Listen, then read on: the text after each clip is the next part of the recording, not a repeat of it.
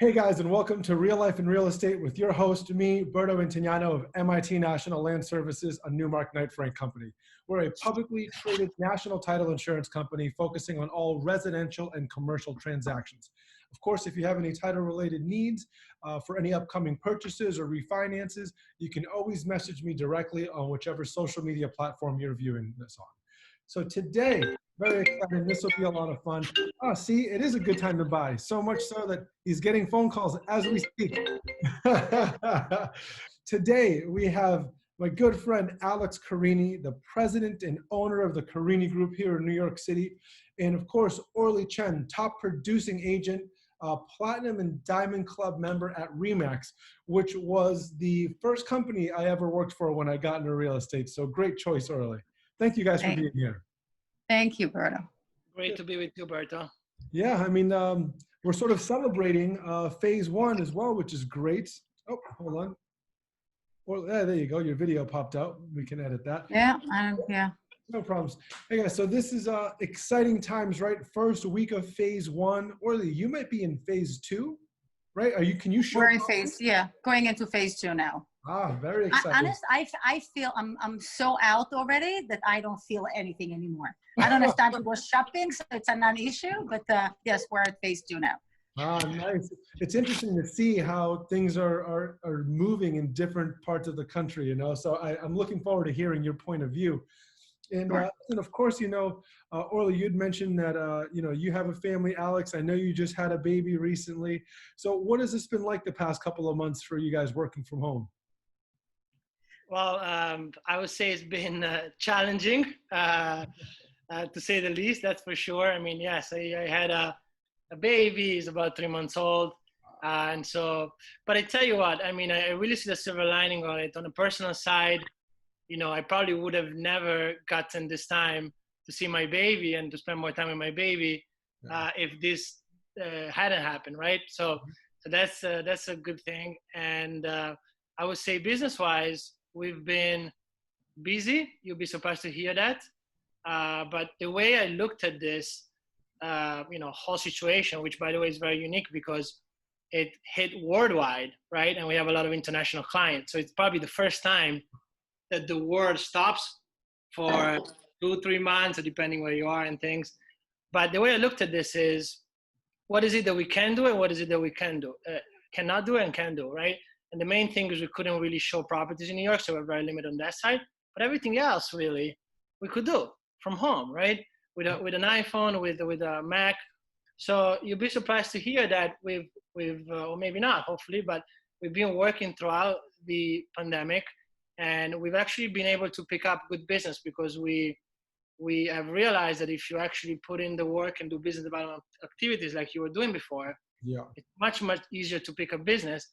Because I know there are a lot of operators, you know, look at your, you know, you have a lot of US operators in mortgage business and all different aspects.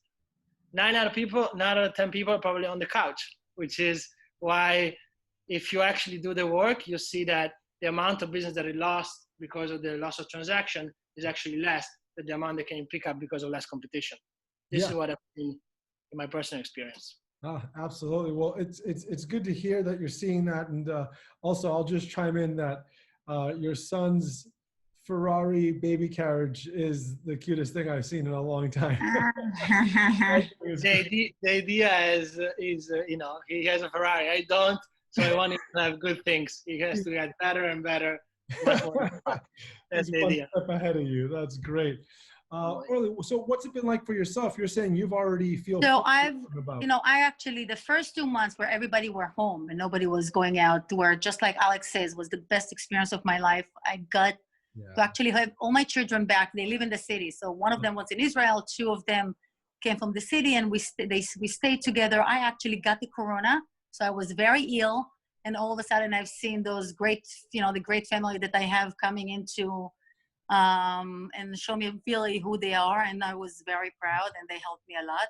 But once I got better after 2 weeks of that, then I've decided, you know what, if I can't work and make money, you know, it's time to give back. And my friend, another real estate agent of friend of mine, we've raised $40,000, and we fed over 4,000 doctors from our communities, either sending food to their homes or to the hospitals. And that was such a beautiful, initiation where the whole community, and I reached out to everybody, and everybody gave, and it was such a great, overwhelming, it was great. So I didn't work, but we've been working very hard in raising money. And the minute we were allowed to start showing, I've been out, honestly, if it wasn't for this Zoom call, it's already half a day for me. I've been out from 8 o'clock in the morning until 8 o'clock at night. I have 6 girls on my team, and it's like a nonstop trying to accommodate all those people that Alex is losing from the city. Right? That's a no hit. Okay, Right. we'll talk about that. Wow. So I'm very, very busy, and it's fun, and then I get to meet tons of people, and there are so many great business opportunities. And as hard as it is, it's like a dream time for an agent. Oh man, that's fantastic. So we have a survivor. That's amazing. Right, we have a survivor. I'm glad to hear you're doing better now. Thank And you. I absolutely love that you're giving back to the community. And if there's an opportunity for myself, if you're still raising money, we can legally give, obviously, to charitable donations, and I'd love to help. So that's a great cause. Thank you for doing that. Thank you so much. Thanks, Berto. Of course. And well, like you guys were saying, you're now in phase 2, Orly. Alex, you're seeing things sort of pick up. So do you guys think, and listen, I believe so, I'm eternally optimistic. And Alex, as you know, I just purchased my second townhouse in Bed-Stuy just recently, towards the middle or end of March. So do you guys think it's a good time to buy right now? Well, I'll give you my take on this. And we cover different market. I mean, New York market, Miami market, and also LA market, as we were discussing before. Yeah. I think in the New York market is a terrific time to buy right now. Mm-hmm. And the reason for that is, New York has probably, we've never seen it like this, right? So if you think about it in the really short term, New York being desert, and New York having, these problems, of security and so on and so forth. This on the contrary side, meaning on the buyer side, it's great news if you really are looking for the opportunity.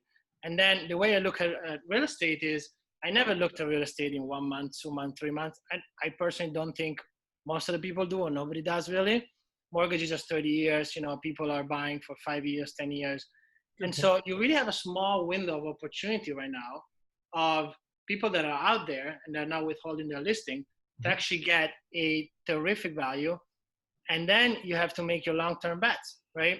I mean, if you, I've lived in done business and been in many cities, Miami, LA, like I mentioned, but also London, Milan. And I tell you, there's something about New York. I mean, not exactly this, but crises have happened in New York before, whether it was, financial crisis in 2008, 9/11, Sandy. They're all different in how they come about. Yeah. But one thing is common: New York is very resilient, and I don't know any other city that is resilient as New York.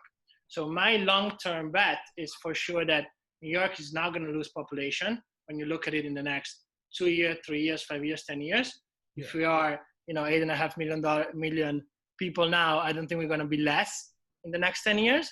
So if that's your bet, what most of the people is, then you have a small-term opportunity to really secure a lot of great value right now. And as you see, when it happened already in other, crises, let's call them, the number of transactions usually goes down, right?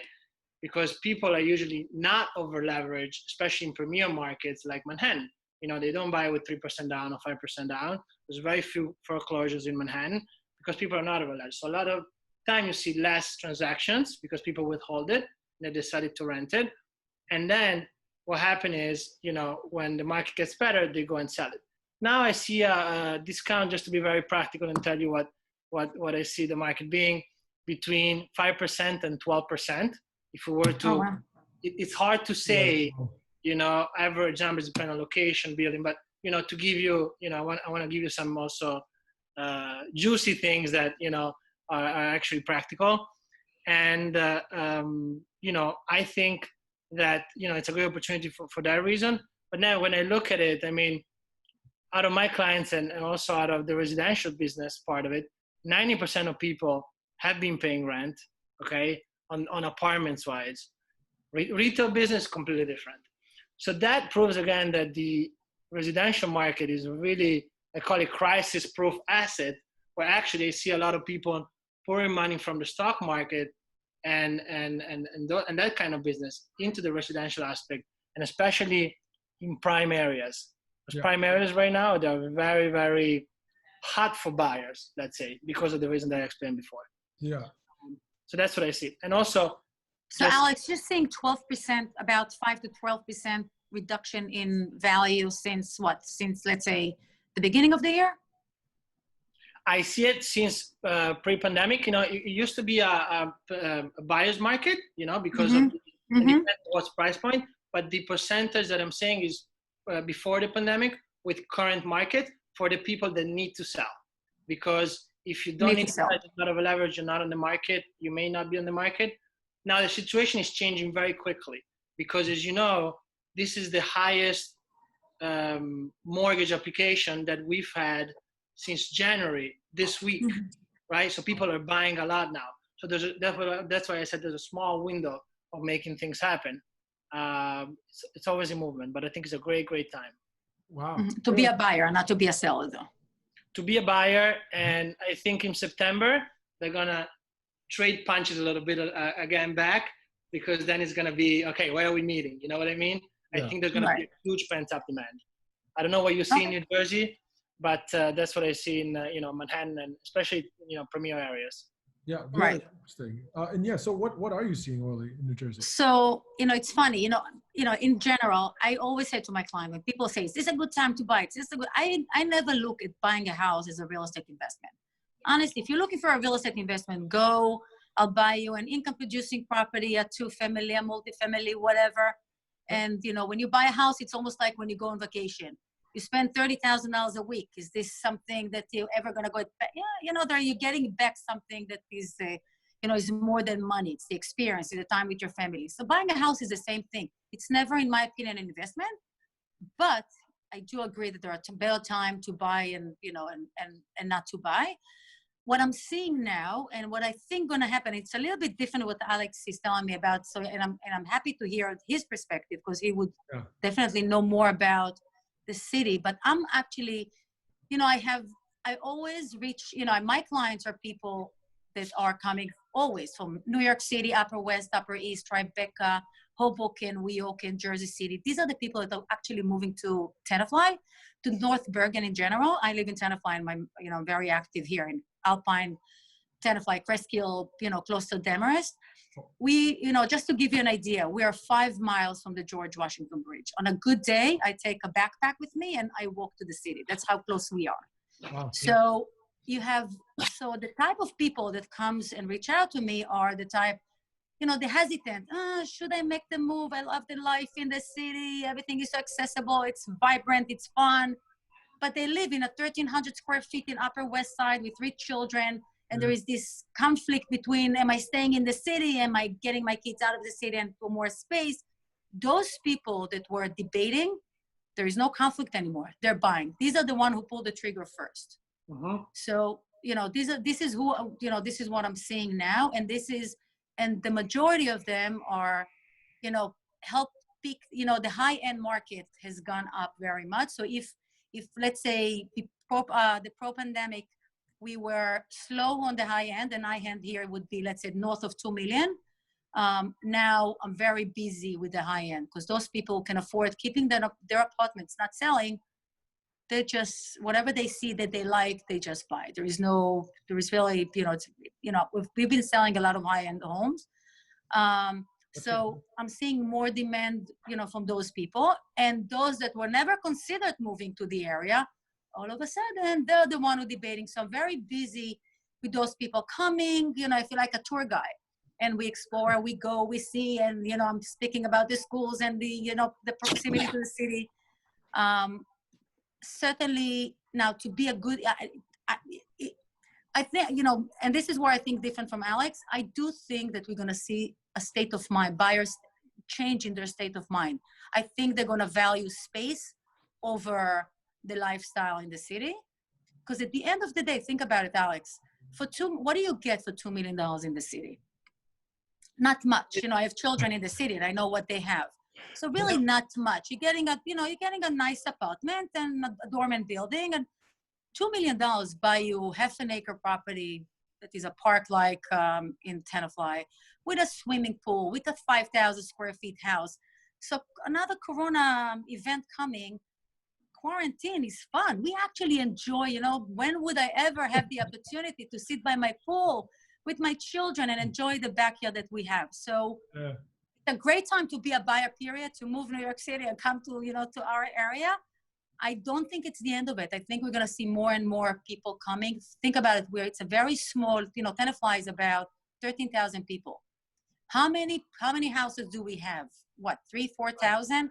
How many of them are for sale? The demand is insane. So I think it's a great time to be a buyer, only because I think the market will continue to go up before it's going to go down. And my guess, we're talking a couple of years. I think 5, 6 years from now, until people start thinking. And I also realize when you talk to kids my age, like in their 20s,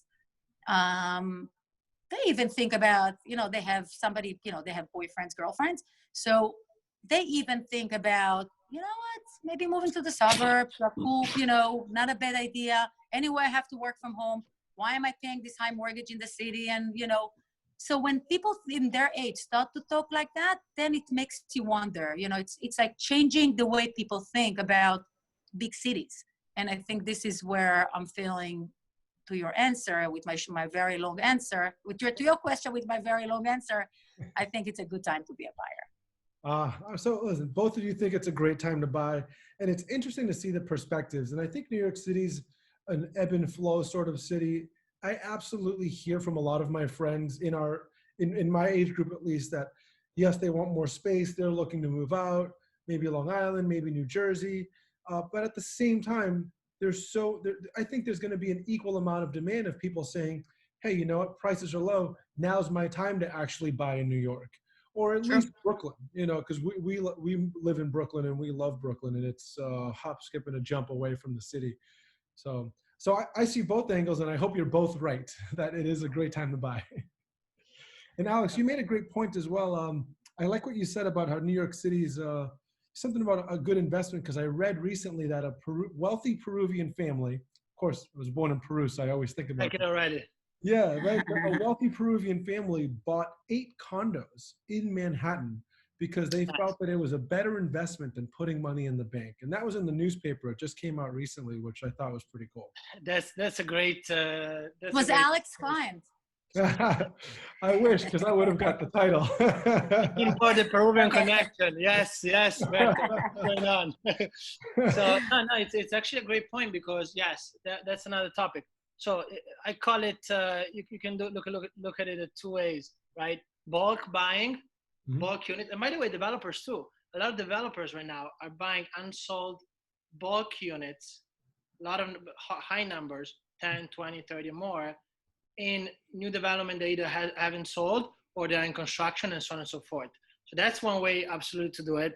And it's really, really a great time. I mean, I think ultimately what we're seeing is, we work a lot in the Hamptons. I'll give you an example. Hamptons rentals during the summer went from a 10, 15K type of rental to 30, 35K overnight, right? Wow. That's really the demand that you see. Really, it's crazy. We also work in Miami, and we've seen a lot of people in Miami.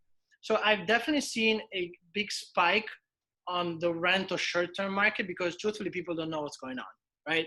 And what I think happens is, when people don't know what's going on, they don't make, or they shouldn't, and I see that they don't make long-term decisions.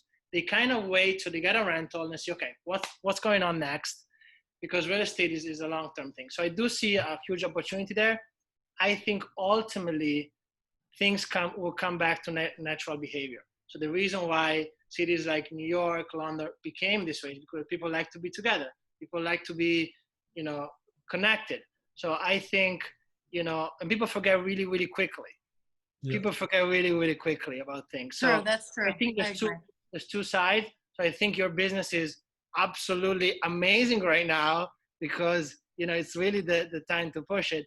I also do think, later on things will normalize based on really human behavior. Yeah. I agree. And, I agree.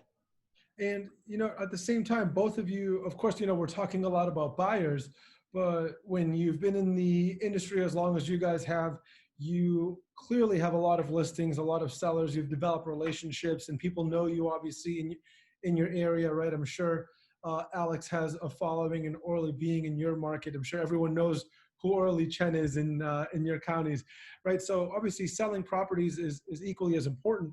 How do you plan on marketing and listing your properties for sale? Like, do you think That's secret. I can't tell you that. My competition is listening to me. I'm not telling you.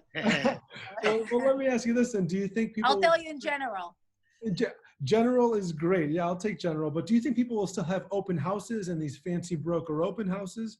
So honest, I was never, one of the ways people, before the pandemic, people did open houses and people used luck boxes. I have to say that I hate it always. From day one where I started real estate, I hate open houses. I let the other girls to do open houses only because they get business out of it.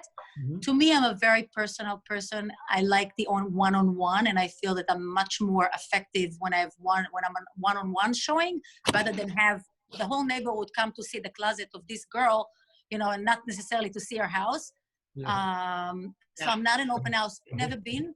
So I'm so happy that we're not allowed to do open house period. So we're not doing open houses. Wow. I don't believe in selling a house virtually too, but what I do with virtual tours, I do a process of elimination. 1 second, sorry.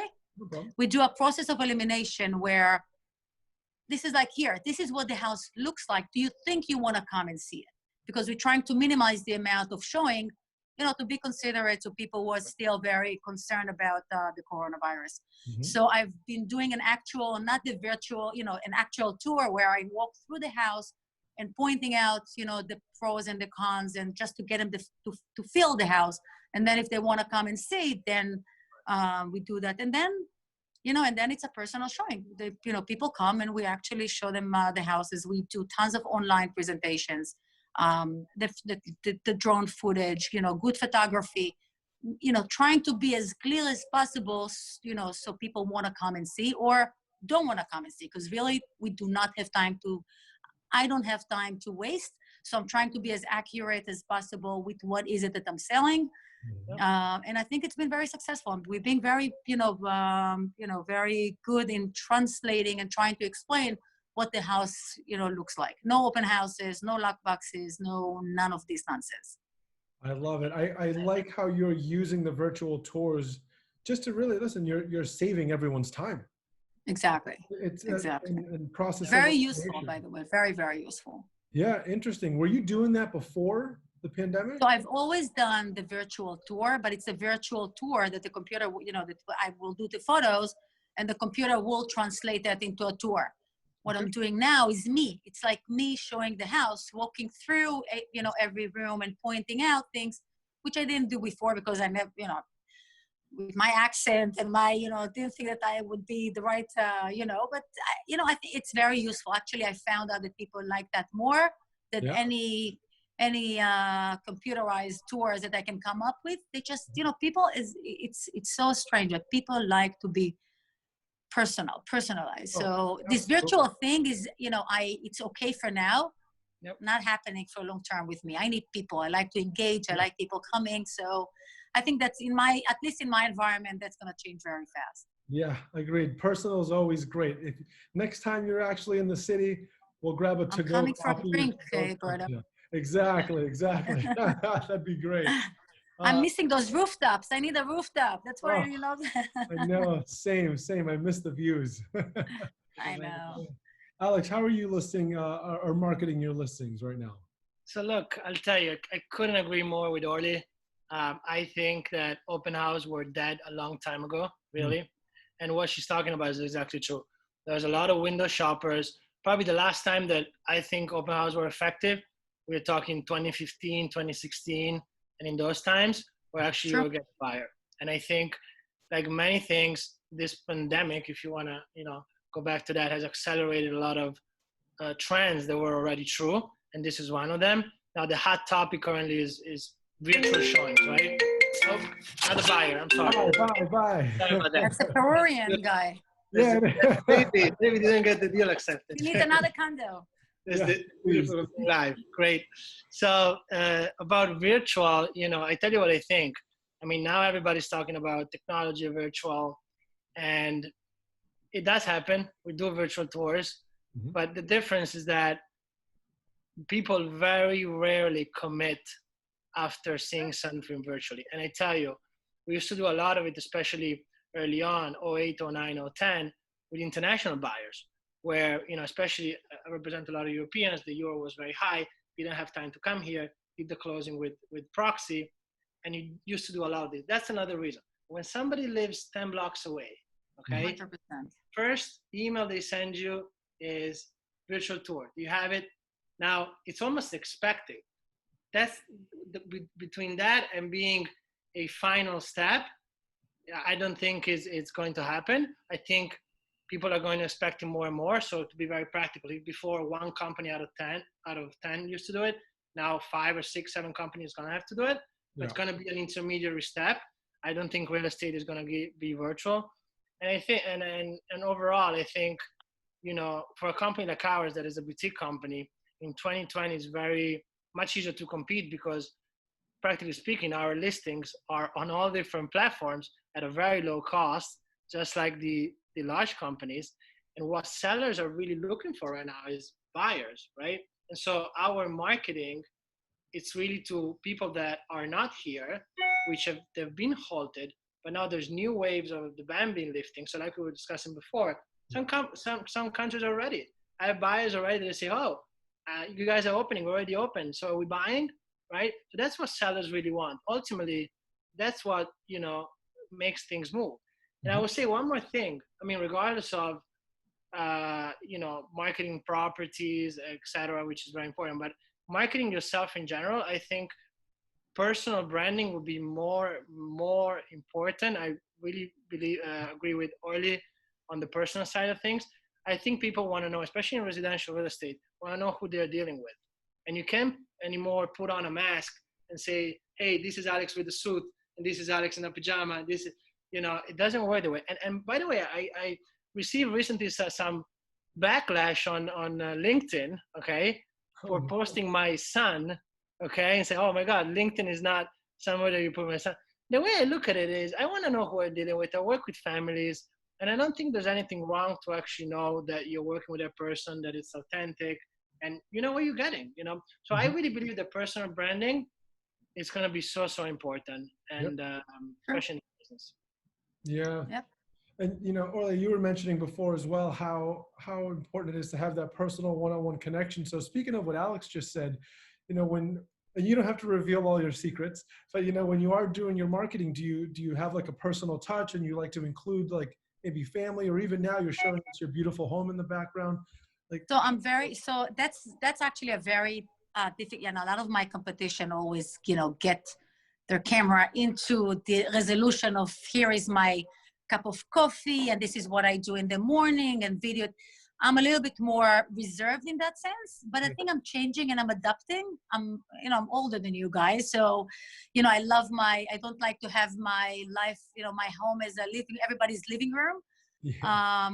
But, I think I'm getting a little bit better in that, but I don't, I don't think being personalized mean, to get the camera into my bedroom or to my living room, or telling everybody my routine. When I shared my routine during the Corona, was more to encourage people. Here, I wake up at 6 o'clock in the morning. I'm wearing my clothes out and I'm working out outside.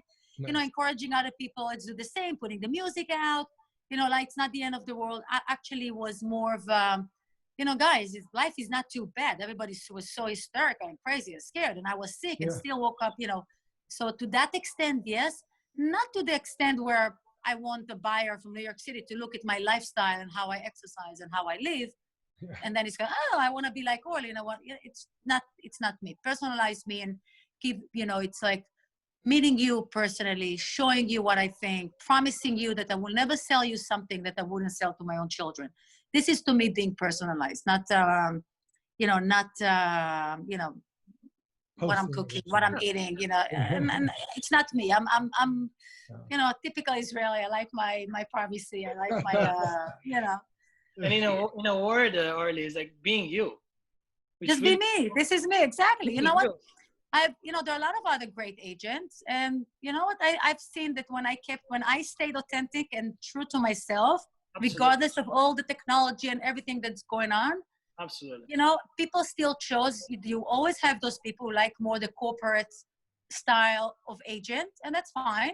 Okay. If somebody wants more, you know, a hug, and not a hug in a physical hug, but something more, you know, personal and not being too, then I think me, you know, is the right choice. But again, everybody is different, and there are a lot of other successful people. But you know, I'm not arguing with success, and I'm very proud, and that's it, and it's all good. And you're never gonna be successful with somebody else's plan, right? So you can't, absolutely can't. People sometimes, you know, you should do this, you should, and then, you know what? Never. I wanna listen to myself. You know, I'm not looking at, you know, don't like to look what other people do. Yeah. And I've seen that even those corporate America type always look at what I do and then try to be as personalized. But again, everybody, you know, there are lots of good people around me in my community that has been very supportive of me from day one, and it's just growing and growing. And by the way, you're asking about, you know, what is my marketing tool? I can tell you that from day one, when I started real estate many years ago, I've never made a phone call to get a listing, whether it's a neighbor, a friend, somebody who I knew gonna come and sell. It was always something that was built on from word to mouth, that somebody used me and said, well, listen, she was great. I would never use anybody else. Took time, but this is a more solid way of building your business, 100%. You know, because otherwise everything else is very trendy. Sure. You know, to establish something long-term. And I say to my kids all the time, you have 100 million great mortgage people and more great title people and attorneys. If you come on a personal level, you're going to have something to offer that nobody else has, then you're always going to be better than others. So I think always be sincere, be hardworking, be true to your client, be, you know, just give them what, you know, the value for why they decide to hire you. I think things will work out well. So this is my marketing ticket. This is what I do marketing wise. You know, being sincere and be honest. Yeah. This is great. You guys, you heard it from Alex and Orly. Branding and authenticity. That's it. This is it. You nailed it. That is fantastic. Once again, guys, thank you guys so much for joining me. That was a lot of fun. If one of our viewers wants to reach out to you, what's the best way for them to connect? Please. My cell phone, always my cell phone, 201-803-9611. All right, direct. I like it. Alex, how about yourself? You can connect with email, alex@carinigroup.com, 917-833-4388 for number. And also we are on all social media under Carini Group, Instagram, Facebook, LinkedIn. Excellent. LinkedIn is always great, so we can connect and stay in touch. You never know. It's always good to stay in touch. I'll make sure to post that in the show notes. And for everyone watching, please stay tuned for weekly episodes of Real Life in Real Estate. And of course, if you have any title-related needs, you can reach out to me on whichever social media platform you're watching this on. Last but not least, as always, if you need any continuing education credits here in New York, you know that I run First Class Education CE, and you can please follow that handle on Facebook, Instagram, and LinkedIn for our upcoming online Zoom classes. Thank you guys so much. Until next time. Thank you, Berto. Bye, Alex. Thank you. Bye, Berto.